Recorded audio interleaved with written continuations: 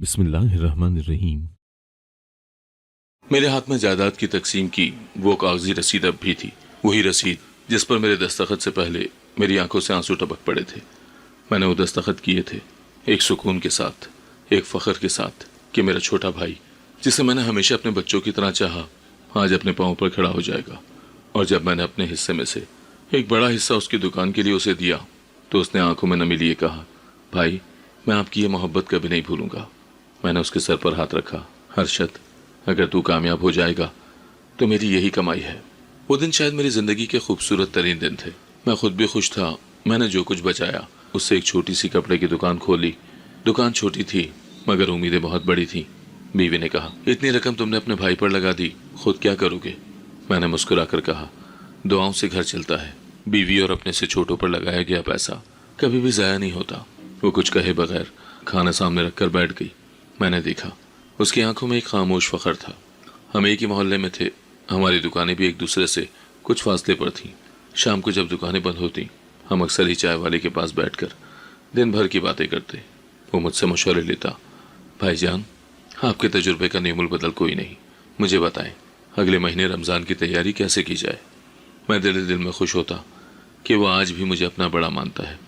एक बार की बात है, मेरी दुकान पर बहुत रश था और उसी वक्त हर्षद अपनी दुकान से दो ग्राहकों के साथ निकला। मैंने उसे देखा। वो मुझे देखकर मुस्कुराया। ग्राहक उससे कुछ पूछ रहे थे। उसने मेरी तरफ इशारा करते हुए कहा, ये मेरे बड़े भाई हैं, इनसे बड़ा सेठ यहाँ कोई नहीं।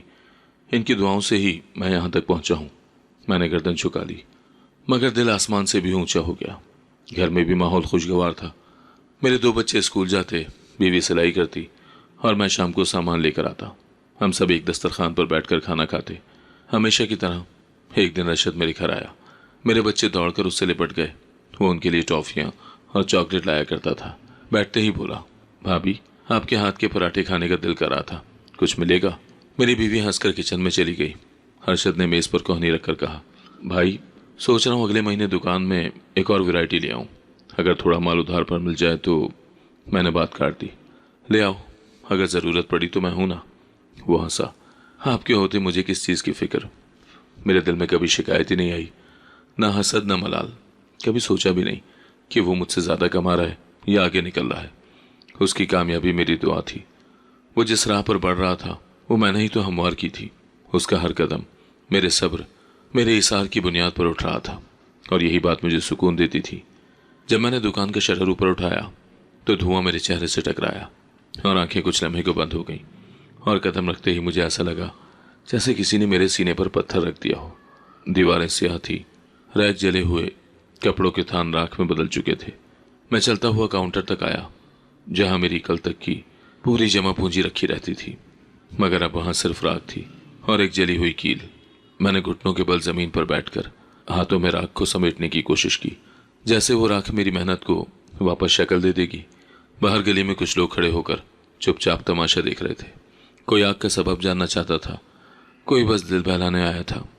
शाम को मोहल्ले का एक लड़का आया और बोला, भाई आपके भाई की दुकान पर बड़ी रौनक है, नए माल की सेल लगी है। मैंने मुस्कुराकर सर हिलाया और कहा, हाँ वो तरक्की कर रहा है, अल्लाह बरकत दे। दिल में दर्द की एक लहर उठी मगर मैंने छुपा ली। उसी वक्त बीवी आई, हाथ में चाय का कप और चेहरे पर सवाल, अरशद आया था? मैंने नफ़ी में सर हिला दिया, नहीं शायद मसरूफ़ होगा। बीवी ने हल्की आवाज़ में कहा, इतने बड़े नुकसान के बाद कम से कम देखने आ जाता। मैंने उसका हाथ थाम कर जवाब दिया, अरशद मेरा भाई है, वो ज़रूर आएगा, कुछ वक्त दे उसे। दूसरे दिन मैं खुद अरशद की दुकान पर चला गया। वो ग्राहकों से घिरा हुआ था और उसका चेहरा चमक रहा था। हाथ में नया फ़ोन, माहौल में महक थी। मैंने एक तरफ होकर उसके फारिग होने का इंतज़ार किया। जब ग्राहक चले गए मैं करीब बैठ गया। हर्षद ज़रा बात करनी है। वो चौंका, ओह भाईजान आप आए, खैर तो है? मैंने मुख्तसर बात की। दुकान का सारा माल जल गया, अब कुछ समझ ही नहीं आ रही, थोड़ी मदद की ज़रूरत है। वो लम्हा भर को खामोश हुआ और फिर आंखें झुकाईं और बोला, भाईजान हालात तो सबके बुरे चल रहे हैं, आप जानते हैं, मेरे भी बच्चे हैं, बीवी है, मैं भी जिम्मेदार हूँ। अभी मेरे पास इजाफी कुछ भी नहीं है कि हमदर्दी के नाम पर दे सकूँ। मेरे पाँव तले से ज़मीन निकल गई। मैं कुछ कह ही नहीं सका। मैंने सिर्फ इतना कहा, मैंने तुझसे मांगा नहीं, सिर्फ अपना दुख बांटने आया था, और फिर चुपचाप वापस मुड़ गया। रास्ते में मुझे वो रात याद आई जब अरशद की शादी हुई थी और मैंने अपने ससुराल से मिलने वाले जेवर बेचकर उसकी शादी का खर्च निकाला था। मुझे वो दिन याद आया जब उसकी पहली दुकान पर पहला बोर्ड लगाने के लिए मैंने खुद कलम फेर कर नाम लिखा था। ये यादें जैसे साई की तरह मेरे साथ चलने लगी। अब रोज दुकान के बाहर खड़ा होकर गुजरती गाड़ियां गिनता, शाम को कभी कोई पुराना ग्राहक आता, पूछता, भाई कारोबार बंद कर दिया? मैं बस सर हिला देता, जी थोड़ा सा मसला हो गया है, कुछ दिनों में दोबारा खोलूंगा। मगर दिल जानता था कि दोबारा खोलने के लिए पास कुछ भी नहीं बचा। बीवी ने एक दिन कहा, शाही मैं सिलाई का काम दोबारा शुरू कर लेती हूँ। मैंने मना किया, नहीं तुम बच्चों की देखभाल करो, अभी सब कुछ संभल जाएगा। लेकिन दिल में एक कमज़ोरी जाग चुकी थी, वो कमज़ोरी जो सिर्फ अपनों की बेरुखी से पैदा होती है। एक दिन घर के बाहर बैठा था, एक गाड़ी मेरे सामने रुकी। अरशद नीचे उतरा, हाथ में 2 बैग्स। मैं खुश हो गया, शायद कुछ लाया हो मेरे लिए, शायद शर्मिंदा हो। मगर वो बैग्स उठाकर सामने वाले घर की तरफ बढ़ गया। वहाँ किसी की शादी की तकरीब थी। वो अंदर दाखिल हुआ और मैं चुपचाप खिड़की से उसे देखता रहा। मेहमानों से घिरा, कह कहे लगाता, खाना खाता और मेरी तरफ एक बार नज़र भी नहीं की। उस रात बीवी ने पूछा, क्या अरशद आया था? मैंने खामोशी से हाँ में सर हिला दिया। वो कुछ देर तक मुझे देखती रही, फिर पूछा, कुछ कहा उसने? मैंने नज़रें चुराई, नहीं मसरूफ़ था, शादी में जा रहा था। बीवी ने कुछ नहीं कहा, बस चूल्हे की आंच तेज कर दी। कई दिन गुजरे और मेरे अंदर धीरे धीरे खामोश होने लगा। पहले मैं हर सुबह उम्मीद से उठता था, अब सिर्फ मजबूरी से उठता हूँ। एक दिन बाजार गया, शायद कोई काम मिल जाए, मगर सब दुकानदारों के पास पहले से लोग थे। एक ने हंसकर कहा, अरे भाई आप तो मालिक थे, अब नौकरी? मैं हंस दिया, मालिक अब सिर्फ नाम का रह गया है। अरशद ने फिर कभी पलट कर नहीं पूछा। उसकी दुकान में माल बढ़ता गया, ग्राहकों की कतारें लगती, उसके बच्चे नए कपड़ों में स्कूल जाते। मैं रोज़ अपने बच्चों को पुराने जूते पहनाकर स्कूल भेजता। बीवी कभी चुपचाप शाम को हाथ में तकिया रखकर रोती और मैं उसे दिलासा देता, अल्लाह है ना, वो सब देख रहा है। सुबह की वो ठंडी हवा आज भी मुझे याद है, जब मैंने अपनी दुकान की राख पर आखिरी बार नज़र डाली और दिल को ये कहकर समझाया कि अब बस जीना है, किसी न किसी तरह जीना है। इसी उम्मीद के सहारे मैंने मोहल्ले की एक और दुकान पर काम करने की हामी भर ली। दुकान छोटी थी, तनख्वाह मामूली, मगर इज्जत बची हुई थी। दुकान का मालिक हाजी गुलाम रसूल सख्त मिजाज मगर इंसाफ पसंद था। उसने कहा, काम ईमानदारी से करना, मैं तुम्हें कभी खाली हाथ नहीं भेजूंगा। मैंने झुकी आंखों से कहा, हाजी साहब अब काम ही मेरी इज्जत का सहारा है, दिल लगा कर करूंगा। दिन भर ग्राहकों से निभाता, शाम को थका हारा घर आता। बीवी मेरे लिए पानी का जग रखती और बच्चे दौड़कर मेरा बस्ता पकड़ते। चंद महीने ऐसे ही गुजरे। जिंदगी एक ठहराव में दाखिल हो गई थी, एक खामोशी, एक मामूल जिसमें ना कुछ ज्यादा खुशी थी न कोई शिकवा। मगर फिर एक दिन जब मैं दुकान में सीढ़ी पर चढ़कर ऊपर सामान निकाल रहा था, मेरा पाँव फिसला और मैं जमीन पर गिरा। कंधा जोर से फर्श से टकराया और मेरे बाएं हाथ में एक ऐसी जलन सी महसूस हुई जैसे सारा खून जम गया हो।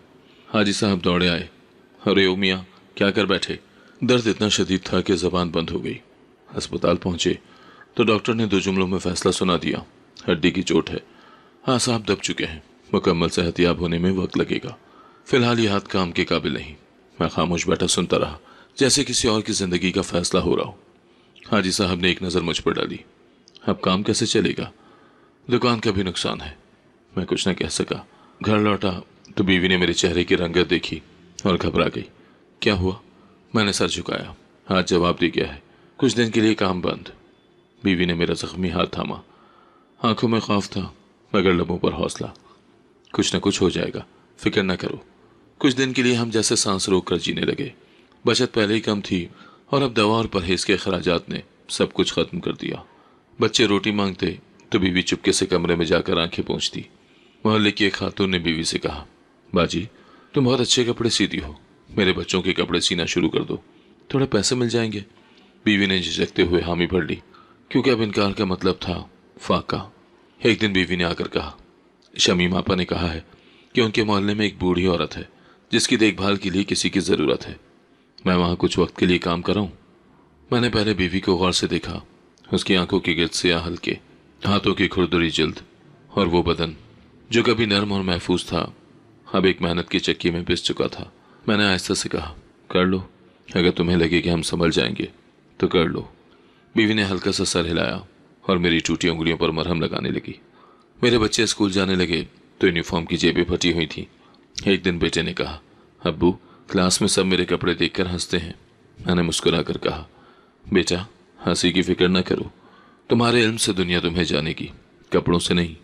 वो चुप हो गया, मगर मैं जानता था बच्चों के दिल बहुत नाजुक होते हैं। बीवी ने महीने के आखिर में आकर बताया, ये 3,000 है, शमीम आपा ने दिए हैं, तुम दवा ले आओ और कुछ बच्चों के लिए दूध भी। मैंने हैरत से पैसे देखे, क्योंकि अब तक वो रोज़मर्रा का खर्च मुझे बगैर बताए कुछ चलाती आई थी। तुमने खुद कैसे गुजारा किया? मैंने पूछा। वो खामोश हो गई। कुछ लम्हे के बाद बोली, मैं खुद कम खा लेती हूँ, लेकिन बच्चों को कुछ नहीं होने देती। एक रात मेरे बेटे ने आकर मुझसे कहा, अब्बू, चाचू के यहाँ नए खिलौने आए हैं, क्या मैं जाके देखा हूँ? मैंने इजाज़त दी। दिल में कांटे चुभे। कुछ देर बाद वापस आया, हाथ में एक टूटी हुई गाड़ी थी। मैंने पूछा, ये कहाँ से आई? उसने कहा, चाचू के बच्चे ने दी, कहा कि तुम्हारे पास तो कुछ होता नहीं है, ले जा इसे। मैंने बच्चे को गले लगा लिया, पर मेरी आंखों से आंसू निकलने लगे।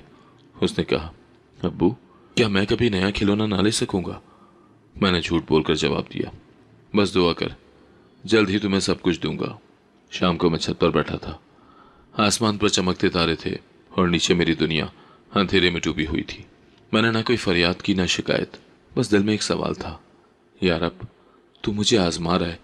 या रब, मेरी इतनी हिम्मत नहीं। फिर भी अगली सुबह उठा, क्योंकि मेरे अंदर वो चीज़ अब भी जिंदा थी, सब्र, और शायद वही मेरी आखिरी पूंजी थी। मोहल्ले की गली में आज फिर वही पुराना शोर था, जैसे दुनिया अपनी रफ्तार में बेपरवाह चलती जा रही हो और मेरे जैसे लोग बस एक तरफ दीवार से लगे सांस लेते रहते हों। मैं दरवाजे के करीब रखे पुराने तख्त पर बैठा था, वही तख्त जो कई बार टूटा, कई बार मरम्मत हुआ, बिल्कुल मेरी जिंदगी की तरह। बीवी अंदर चूल्हे पर चाय चढ़ाए बैठी थी। दूध कम था, पानी ज्यादा, मगर जायका फिर भी दिल से महसूस करते थे। मेरे बेटे अदील ने आहिस्ता से कहा, अब्बू, गली वाले खालिद अंकल की बेटी ने कहा है कि उनके घर सालन बच गया है, क्या हम ले आए? मैंने बेटे के सर पर हाथ रखा। ले आओ बेटा, अगर वो दे रहे हैं तो अल्लाह की तरफ से रिस्क है। अदील ने हिचकिचाते हुए पूछा, अब्बू, हम हर बार दूसरों का बचा हुआ ही क्यों खाते हैं? उसका सवाल दिल में कहीं चुप गया, मगर मैंने होठों पर मुस्कुराहट सजाई। बेटा, जो भी खाने को मिले वो रिस्क होता है, मांगने में शर्म नहीं, छीनने में होती है। वो रात हमने एक परात में बचे हुए सालन से सूखी रोटी नरम करके खाई। अदील और छोटी बेटी अलीना ने खाने के बाद शुक्र अदा किया, बिल्कुल वैसे ही जैसे मैंने उन्हें सिखाया था। बीवी ने खामोशी से बर्तन समेटे और कमरे के कोने में बैठ गई। शायद सोच रही हो कि कल का नाश्ता कैसे बनेगा। मैं उसकी तरफ देखकर बोला, फिक्र मत करो, शायद कल कोई दर खुल जाए। उसने धीरे से कहा, अब दर कम और दीवारें ज्यादा लगती हैं। अगले दिन अरशद आया। वो हमेशा की तरह गाड़ी से उतरा, जूते चमक रहे थे, कलफ लगी शलवार कमीज पहने और हाथ में मोबाइल। बीवी ने आहिस्ता से मुझे कंधा हिलाकर कहा, लगता है भाई साहब आए हैं, शायद कुछ दें। मैं दरवाजे पर गया तो अरशद ने बज़ाहिर मुस्कुराते हुए कहा, कैसे हो भाईजान? मैंने कहा, शुक्र है, जैसे भी जिंदा है। उसने जेब से 500 रुपये निकाल कर मेरे हाथ पर रख दिए। ये रख लो, कुछ काम आ जाएगा, और हाँ, कोशिश करो कोई मजदूरी वगैरह पकड़ लो, सारा दिन बैठे रहने से कुछ हासिल नहीं होता। मैंने कुछ नहीं कहा, बस नोट जेब में रख लिए और दरवाज़ा खोलकर उसे रुखसत किया। बीवी ने पूछा, क्या कुछ कहा उन्होंने? मैंने सर झटक दिया, बस वही मामूली बातें और कुछ रुपए। बीवी कुछ कहे बगैर किचन में चली गई। रात को मैंने सोचा कि शायद मुझे कोई छोटा सा काम मिल सकता है जो बैठकर किया जा सके। अगले दिन मोहल्ले की एक पंसारी की दुकान पर गया। मालिक ने कहा, बैठकर वजन कर सकते हो, बस हाथ थोड़ा काम करना चाहिए, माल उठाना नहीं होगा। मैंने कहा, हाथ का तो पता नहीं, मगर कोशिश कर सकता हूँ। उसने हंसते हुए कहा, देख लो, अगर एक हफ्ते भी चल गया तो कुछ किराया दे दिया करेंगे। वो एक उम्मीद थी, चाहे आर्जी, मगर जीने की उम्मीद। पहला दिन मुश्किल था, हाथ कांपता था, तराजू के पलड़े बार बार गलत हो जाते, मगर मैंने हार नहीं मानी। शाम को वो मालिक आया और बोला, चलो आज के 200 रुपये ले जाओ, कल फिर आ जाना। मैंने पैसे लिए तो लग रहा था जैसे कोई खजाना मिला हो। घर आकर बीवी को दिए। उसने मेरी तरफ देखा, फिर धीरे से बोली, तुम वाकई बाजू से नहीं, हौसले से काम करते हो। अब यूं दिन गुजरने लगे जैसे कोई पुराना पंखा हो जो चल तो रहा हो, मगर मुसलसल आवाज के साथ। कभी कुछ दिन काम मिलता, कभी दुकान बंद रहती। एक दिन अरशद फिर आया। उसने गाड़ी से उतरकर मुझे देखा और कहा, हो, अब वजन तोलने लगे हो? मैंने कहा। हाँ, हाथ नहीं चलता तो दिमाग चला रहा हूँ। वो हंसा। दिमाग से तो कारोबार नहीं चलते। खैर, तुम्हारी मर्जी। उसके जाने के बाद मालिक ने कहा, वो तुम्हारा भाई है? अमीर लगता है। पर तुम यहाँ क्यों हो? मैंने कहा, रिश्ता खून का है, कारोबार का नहीं। वो सर हिलाकर चुप हो गया। सुबह का वक्त था, परिंदे चहचहा रहे थे और आसमान पर हल्की रोशनी फैल रही थी, मगर मेरे कमरे में अंधेरा छाया हुआ था। बीवी तेजी से चादर लपेटकर तैयार हो रही थी। मैंने करवट ली और आहिस्ता से पूछा, कहाँ जा रही हो इतनी सुबह? उसने मेरे पैरों पर चादर डालते हुए कहा, सफिया बेगम के यहाँ सफाई का काम मिल गया है, वक्त पर पहुंचना होगा वरना निकाल देंगी। मैंने कुछ कहना चाहा, लेकिन अल्फाज हलक में फंस गए। वो बाहर निकल गई और दरवाजे के बंद होते ही कमरे में जैसे खामोशी ने डेरा जमा लिया हो। मोहल्ले की गलियां जाग चुकी थीं। कुछ लोग चाय के होटल पर बैठे थे, कुछ अखबार पढ़ रहे थे, कुछ घरों के सामने पानी छिड़क रहे थे। मेरी आंख उस वक्त उस तरफ गई जहां कभी रशद का मोटरसाइकिल खड़ा होता था, फिर नई गाड़ी, और अब महीनों से कुछ नहीं देखा। ना उसका आना, ना उसकी कोई खैर खबर। पहले महीने में आता, फिर दो, फिर छोटे बीच बचाव के वक्फे हुए, और अब तो जैसे हमारे दरवाजे का रास्ता ही भूल चुका हो। एक दिन मोहल्ले में एक औरत आई जो नया घर लेने आई थी। बीबी उसके लिए चाय बनाने गई। वो औरत सहन में बैठी हुई कहने लगी, ये घर तो सादा है, लेकिन यहाँ के लोगों में अजीब सा सुकून है। मैंने उसकी तरफ देखा और कहा, सुकून हमें चीज़ों से नहीं, रिश्तों से मिलता है, और कभी कभार वो रिश्ते भी खामोश हो जाते हैं। उसने हैरानी से पूछा, क्या मतलब? मैंने बात टाल दी। बस यूं ही, वक्त वक्त की बात है। कभी कभी मैं सोचता कि काश अरशद एक दिन आकर बैठता और कहता, भाई अब बहुत हो गया, चलो कुछ करते हैं मिलके। लेकिन वो ख्याल ही रह गया। मेरे जहन में उसका आखिरी चेहरा अब मध्यम होता जा रहा था। पहले वो आता तो बच्चों के लिए चॉकलेट लाता, खुद उनसे खेलता, मेरी बीवी से घर का हाल पूछता, और जाते हुए वादे करता कि अगली बार बच्चों के कपड़े दूंगा या स्कूल बैग। लेकिन अब वो सब यादें थी, जैसे किताब के वो सफ़े जो कभी लिखे गए हों मगर अब धुंधला चुके हों। बीवी अक्सर काम से आकर थकी हारी बैठती। एक दिन मैंने कहा, बस करो, रोज़ की मुशक्क़त है, कहीं बीमार ना हो जाओ। उसने मुस्कुरा कर कहा, बीमार होने का वक्त नहीं, पहले तुम्हारा मुकम्मल इलाज और बच्चों की फीसें निकले, फिर सोचेंगे। वो बोलते हुए रोई नहीं, पर मैं जानता था कि अंदर कहीं वो रोती है, बस आंखों से बाहर नहीं आने देती। एक दिन मोहल्ले में एक साहब का इंतकाल हो गया। जनाजे के बाद लंगर हुआ और हमें भी नियाज दी गई। बीवी ने खाना गर्म किया और बच्चों को बिठाकर खिलाने लगी। अदील ने कहा, अम्मी ये खाना कहाँ से आया? उसने कहा, बेटा अल्लाह के वलियों की बरकत है, उनके सदके मिला है। अदील ने सादा सा दिल से कहा, अल्लाह के वली रोज़ फौत हों तो हमें रोज़ अच्छा खाना मिलेगा। उसके लहजे में मासूमियत थी, मगर मेरे दिल पर किसी ने चाकू चला दिया हो जैसे। एक दिन सफ़िया बेगम, जिनके यहाँ बीवी काम करती थी, मेरे लिए कुछ खाली बोतलें और कागजी फजला लाई और बोली, ये रख लो, कबाड़ में बेच देना, कुछ रुपए आ जाएंगे। मैंने उनका शुक्रिया अदा किया और बीवी ने उनसे पैसे लेने से इनकार किया। सफ़िया बेगम ने कहा, बहन तुम लोग इज्जत से जीते हो, इसीलिए अल्लाह तुम्हें थामे हुए है। उस दिन पहली बार मैंने महसूस किया कि शायद हम मांगने वालों में नहीं, मगर अल्लाह हमें उन लोगों से जोड़ देता है जो देने वाले होते हैं। और फिर एक रात जब बारिश हो रही थी, हम सब एक ही बिस्तर पर सोए हुए थे। छत से पानी टपक रहा था। बीवी ने हाथ फैलाया और कतरे रोके। उसने आहिस्ता से कहा, देखो दरवाजे पर अब कोई दस्तक नहीं देता, मगर अल्लाह की रहमत की बूंदें अब भी आती हैं। मैंने उसका हाथ पकड़कर कहा, खामोशी में भी शुक्र करना सीख लिया है हमने, शायद इसीलिए अब तक जिंदा हैं। सुबह से ही गली में एक अलग सी चहल पहल थी। गुलाब के पानी से फर्श धोया जा रहा था, कहीं बखूर जल रहा था, कहीं बांसुरी पर सलाम पढ़ा जा रहा था। मुहर्रम का 7वां दिन था। गली के कोने पर बड़े बड़े बर्तनों में देगें चढ़ाई जा रही थीं और आहिस्ता आहिस्ता महक पूरे मोहल्ले में फैल रही थी। मैं दरवाजे के पास बैठा ये सब देख रहा था। हलीना ने छत की जाली से झांकते हुए कहा, अब्बू बहुत से लोग चाचू के घर जा रहे हैं, सब कहते हैं वहाँ बिरयानी, कोरमा और जर्दा बांटा जा रहा है। अदील ने जल्दी से कहा, अम्मी क्या हम भी जा सकते हैं? बीवी कमरे में झाड़ू दे रही थी। उसने सर उठाकर बच्चों को देखा और फिर मेरी तरफ देखा। मैंने आहिस्ता से कहा, नहीं तुम लोग इधर ही रहो, चाचू खुद भिजवा देंगे, वो हमें कैसे भूल सकते हैं। अलीना ने होंठ दबाए और सर हिलाया, लेकिन अदील की आंखों में सवाल बाकी थे। वो दरवाजे की तरफ गया, बाहर देखा, फिर वापस आकर मेरे करीब बैठ गया। घंटा गुजर गया, फिर दूसरा, और हर लम्हे के साथ खुशबू तेज होती गई। मैंने कई बार दरवाजे के नीचे नजर दौड़ाई, शायद कोई पैगाम, कोई बर्तन, कोई आवाज़ आए। मोहल्ले के लड़के खुशी से प्लास्टिक के डब्बे हाथ में पकड़े भाग रहे थे और मेरे बच्चों की नज़रें उनके चेहरों पर रुक जाती थी। शाम के साए गहरे हो चुके थे। गलियों में अब शोर कम हो रहा था। मोहल्ले के लोग खाने के बाद थकन उतारने लगे थे और मैं अपनी तवानाई और खामोशी के साथ वहीं बैठा था, जहां सारा दिन बच्चों की उम्मीदें और बीवी का सब्र एक खामोश लकीर खींच कर गुजर चुके थे। दीवार से टेक लगाकर बैठे बैठे मेरी कमर में दर्द हो चुका था, मगर मेरे अंदर की ख्वाहिश उससे कहीं ज्यादा तकलीफ दे थी। अलीना खामोशी से गुड़िया के बाल सुझा रही थी। अदील खामोशी से अपने कपड़े की कमीज के बटन से खेल रहा था। बीवी कभी कभार मेरी तरफ देखती, फिर नजरें फेर लेती। उसकी आंखों में वो सवाल था जो जबान पर नहीं आया, मगर मेरे सीने में गूंज रहा था। मैं उठा, चादर कंधे पर डाली और दरवाज़ा खोलकर बाहर निकल आया। बीवी पीछे से बोली, कहाँ जा रहे हो? मैंने रुख मुड़े बगैर कहा, चक्कर लगाऊं, ज़रा दिल घबरा रहा है। वो जानती थी कि मैं कहाँ जा रहा हूँ, पर चुप रही। गली में आकर मैंने सुस्त रवि से कदम उठाए अपने ही भाई के दरवाजे की तरफ जा रहा था।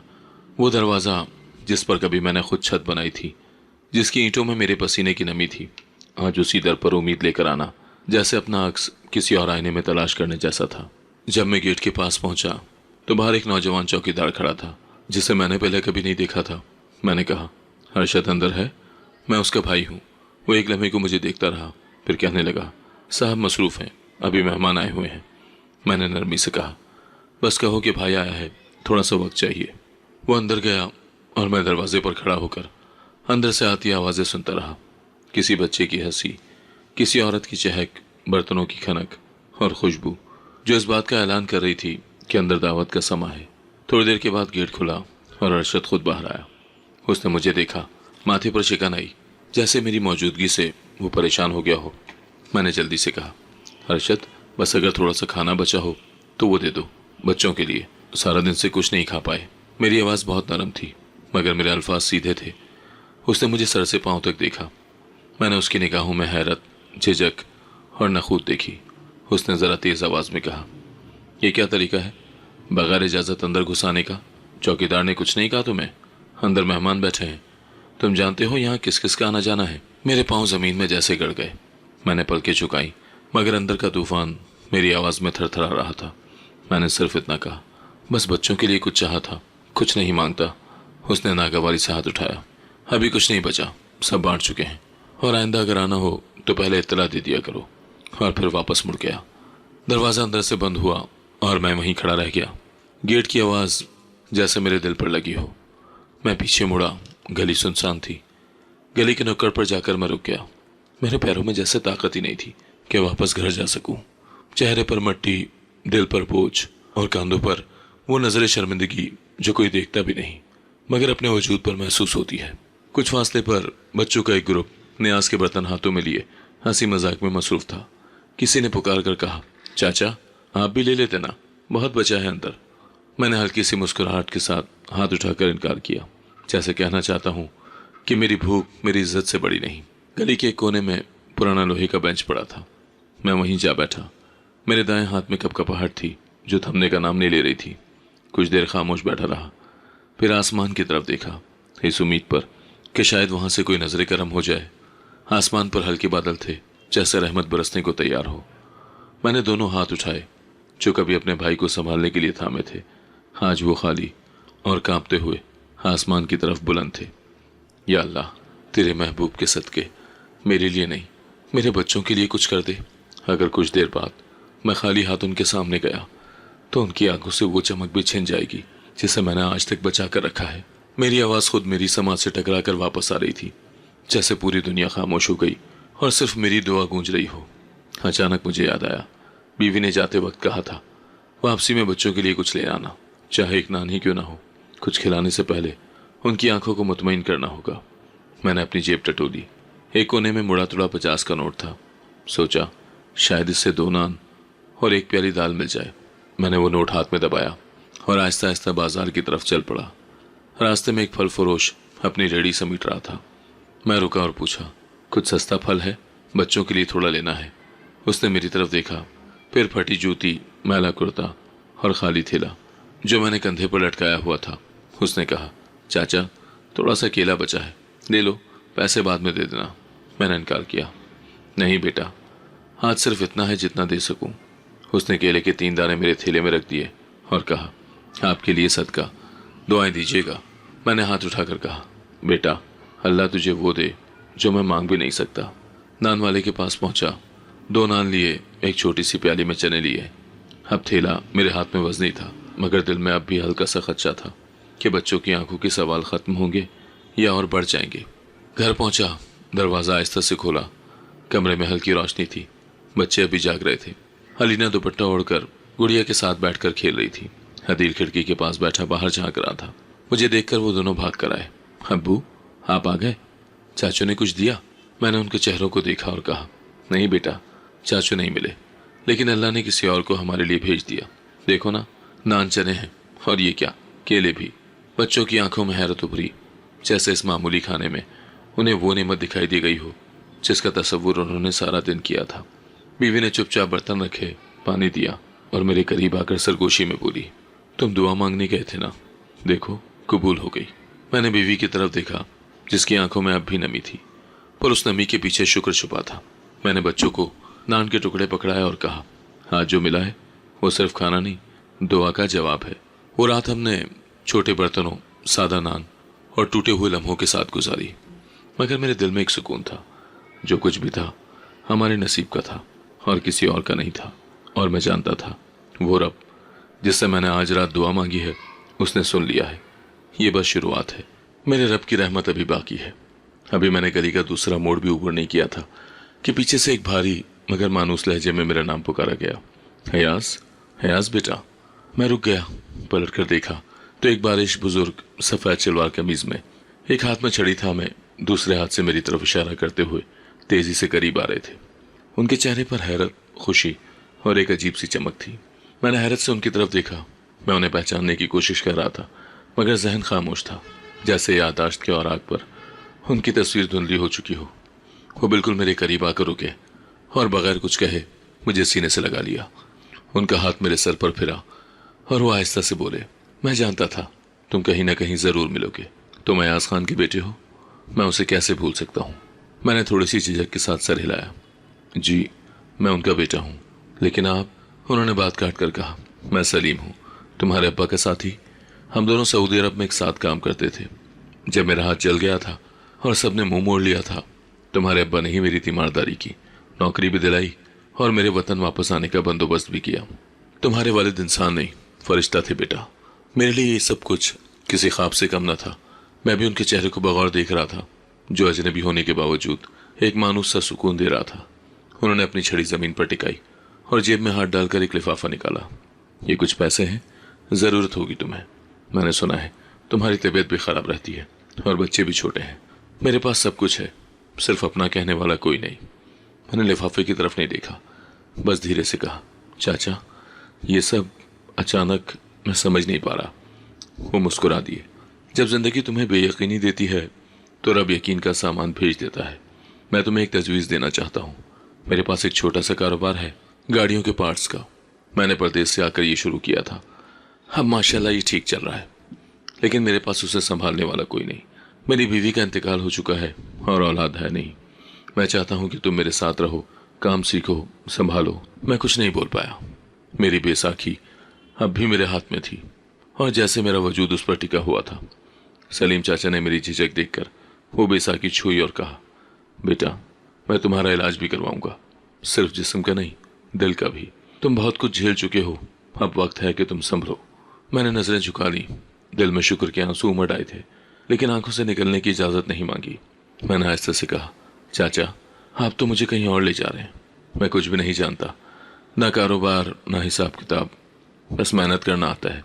वहाँ से मेहनत ही सब कुछ सिखाती है, और जिसके पास दुआ हो उसे रास्ता सिखाने वाला भी अल्लाह भेज देता है। हम दोनों गली के किनारे पर बैठ गए। सलीम चचा ने बताया कि उनका दफ्तर गुलबर्ग के इलाके में है, जहाँ पार्ट्स का गोदाम और एक छोटी सी दुकान है। उन्होंने कहा, तुम्हें सब सिखा दूंगा, हर चीज़ तरतीब से, बस तुम्हारी नीयत साफ होनी चाहिए। मैंने सर हिलाया। मेरी नीयत में सिर्फ एक ख्वाहिश है कि मेरे बच्चे कभी मेरे जैसे मोहताज ना हो। उन्होंने मेरा कंधा थपथपाया और कहा, बस यही नीयत काफ़ी है। कल सुबह मेरे साथ दफ्तर चलो, मैं तुम्हें वहाँ का चक्कर करवाऊंगा। अभी ये लो, कुछ राशन और दवा ले आना और बीवी को मेरा सलाम कहना। मैंने लिफाफा पकड़ा तो महसूस हुआ कि वो हल्का नहीं, बहुत वजनी है। घर की तरफ चलते हुए ऐसा लग रहा था जैसे मेरे कदम हल्के हो गए हों, जैसे कई बरस के बाद मैं ज़मीन पर नहीं, किसी दुआ पर चल रहा हूँ। दरवाज़ा खुलते ही अलीना ने दौड़कर मेरा थैला पकड़ा और अदील ने पूछा, अब्बू आज देर हो गई, कुछ मिला? मैंने दोनों को करीब करके कहा, अल्लाह ने एक फरिश्ता भेजा है और उसके ज़रिए हमारी ज़िंदगी बदलने वाली है। बीवी ने कमरे में आकर पूछा, किससे मुलाकात हुई? मैंने सारा वाक़या सुनाया। वो खामोश सुनती रही और फिर आहिस्ता से बोली, अल्लाह ने तुम्हें मायूस नहीं लौटाया। मैंने रात जो दुआ मांगी थी वो शायद आज कबूल हुई है। मैंने लिफाफा खोला। उसमें कुछ नगद रकम के अलावा एक विजिटिंग कार्ड, 2 दवाइयों के नुस्खे और एक आयत लिखी थी, और जो अल्लाह पर भरोसा करे वही उसके लिए काफ़ी है। उस रात हमारे घर में चूल्हा भी जला, आंखें भी भीगी, मगर इस बार खुशी के आंसुओं से। और मेरे दिल में पहली बार बरसों के बाद एक मुकम्मल दुआ उठी, शुक्र की। अगली सुबह सूरज जरा अलग सा लगा। न वो बहुत चमकदार था, न ही धुंधला, बस मतवाज़िन, जैसे कुदरत खुद किसी नई शुरुआत की इजाज़त दे रही हो। मैं वक्त से कुछ पहले तैयार होकर बैठ गया।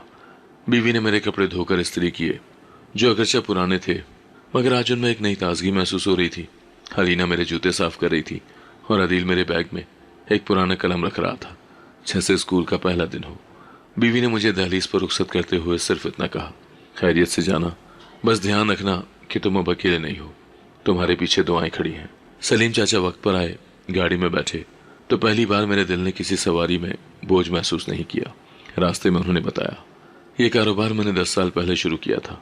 पहले छोटी सी जगह थी, अब 3 गोदाम है, लेकिन हमेशा एक बात की कमी रही, एतमाद के काबिल कोई इंसान, और आज मैं चाहता हूँ कि वो कमी ख़त्म हो।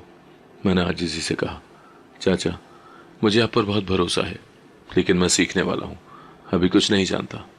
उन्होंने मुस्कुराकर कहा, सीखने वाले ही सबसे बेहतर होते हैं, जो पहले से सब जानते हैं वो कुछ नया नहीं सीखते। हम गुलबर्ग के एक निस्बतन खामोश इलाके में पहुँचे। वहाँ एक 2 मंजिला इमारत थी, नीचे शोरूम और साथ ही एक गोदाम। अंदर दाखिल हुए तो 3 मुलाजिम मसरूफ थे। एक रसीदें लिख रहा था, दूसरा पार्ट्स तरतीब दे रहा था, तीसरा किसी ग्राहक से बात कर रहा था। सलीम चचा ने सबको मेरे बारे में बताया। ये अयाज है, मेरे साथ काम करेंगे, इनसे सीखना भी है, इनकी इज्जत भी करनी है। दिन का आगाज सादा मगर अहम कामों से हुआ। मैंने रसीदें चेक की, पार्ट्स की फहरिस्तें देखी, स्टॉक की तरतीब सीखी। मुझे ये सब नया लग रहा था, लेकिन कुछ अंदर से कह रहा था कि ये मेरा रास्ता है। चाचा वक्तन फ़वक्तन मेरे कंधे पर हाथ रखते और कहते, अयाज ये देखो, ये क्लच प्लेट है और ये इसकी वारंट। याद रखो, हर पार्ट की एक उम्र होती है, जैसे इंसान की। इसका एहतराम करो तो ये देर तक साथ देता है।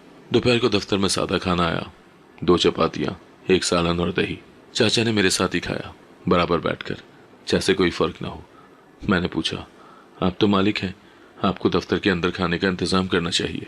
वो हंसे, अयाज मेरे उस्ताद ने कहा था, अगर तुम अपने कारकुन के साथ बैठकर नहीं खा सकते तो तुम मालिक नहीं, गुलाम हो अपने गुरूर के। 2 दिन बाद उन्होंने मुझे लाहौर के अनारकली बाजार भेजा। वहाँ कुछ खास पार्ट्स खरीदने थे। मुझे पहली बार अकेले भेजा गया। रास्ते में एक लम्हे को घबराहट हुई कि अगर कोई सवाल करे मैं क्या जवाब दूंगा, मगर फिर जहन में बीवी की बात गूंजी, तुम अब अकेले नहीं हो। मैंने गहरी सांस ली और ख़ुद को यकीन दिलाया, नहीं मैं ये कर सकता हूँ। बाजार पहुँचकर जब मैंने सप्लायर से बात की, रसीदें देखी, माल चेक किया तो उसकी नज़रें बदल गईं। आप नए हैं? मैंने कहा, जी, मगर अब देर पर रहने आया हूँ। उसने मुस्कुराकर हाथ बढ़ाया, खुश आमदीद अय्याज साहब।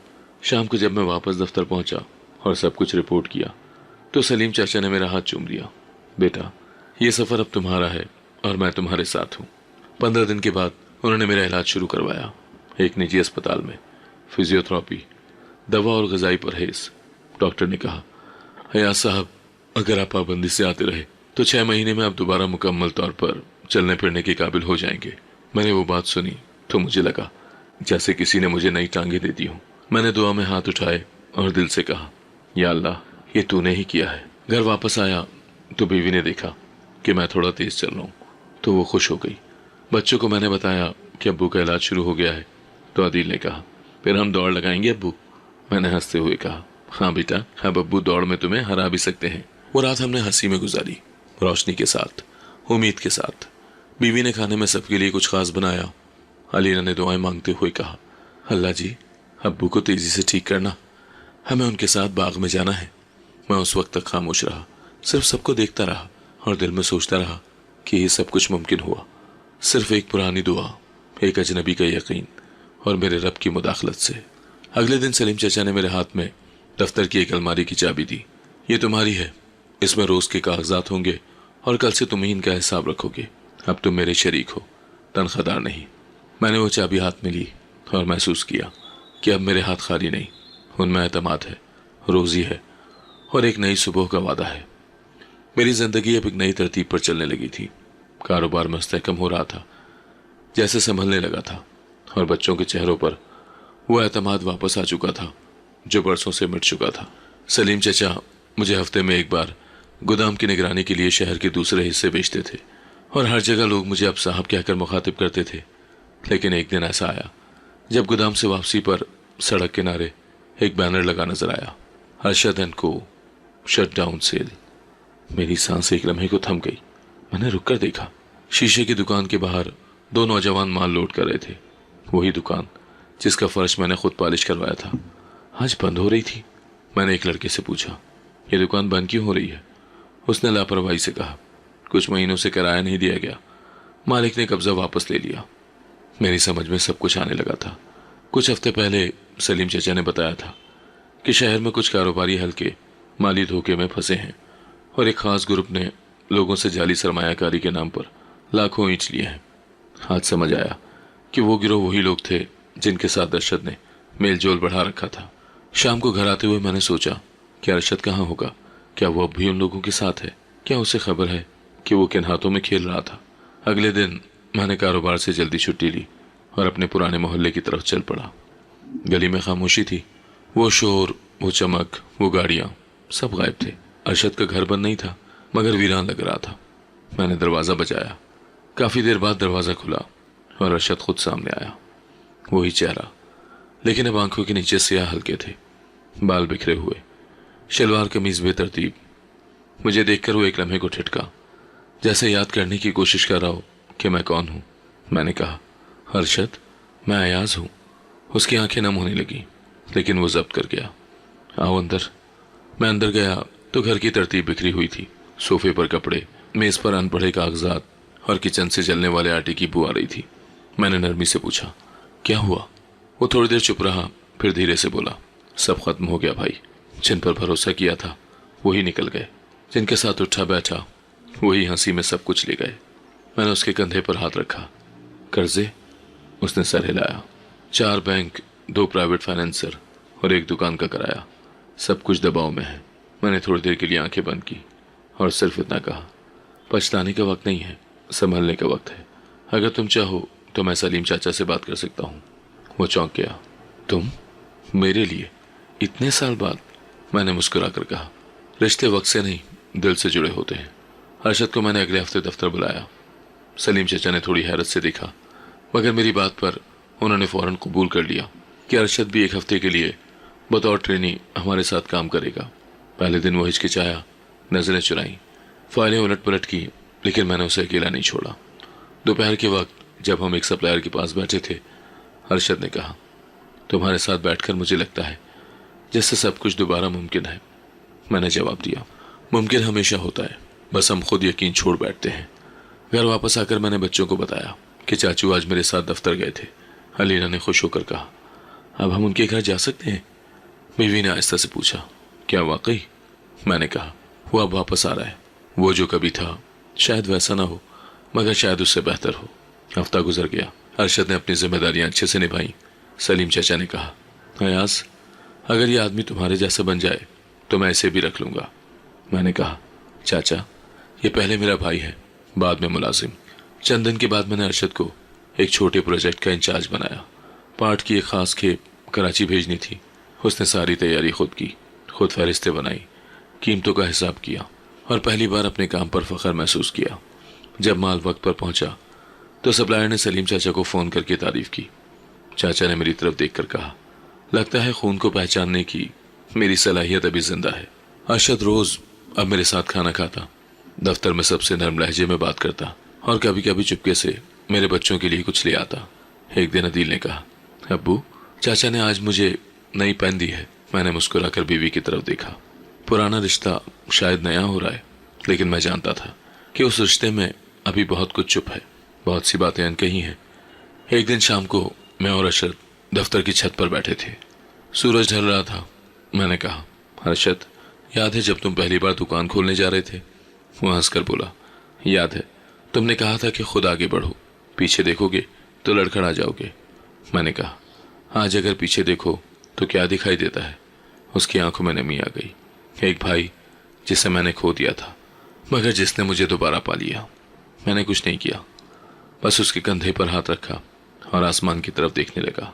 वही आसमान जो हर बार गवाह बनता है। मैं जानता था जख्म मुंदमल हो चुके हैं, निशान रह गए हैं, मगर अब वो निशान रास्ते दिखाएंगे, क्योंकि खून फिर खून होता है और रिश्ते वो तो साई की तरह होते हैं। कभी कमजोर पड़ जाते हैं, मगर धूप के जाते ही साथ चलने लगते हैं, खामोशी से, बर्दाश्त से और मोहब्बत से। अगर आपको आज की कहानी पसंद आई है तो वीडियो को जरूर लाइक कीजिएगा और अपने दोस्तों के साथ भी शेयर कीजिएगा। और हाँ, अगर आपने अभी तक हमारा चैनल सब्सक्राइब नहीं किया तो जरूर सब्सक्राइब करें। मिलते हैं कल एक नई और दिलचस्प कहानी के साथ। अल्लाह हाफिज।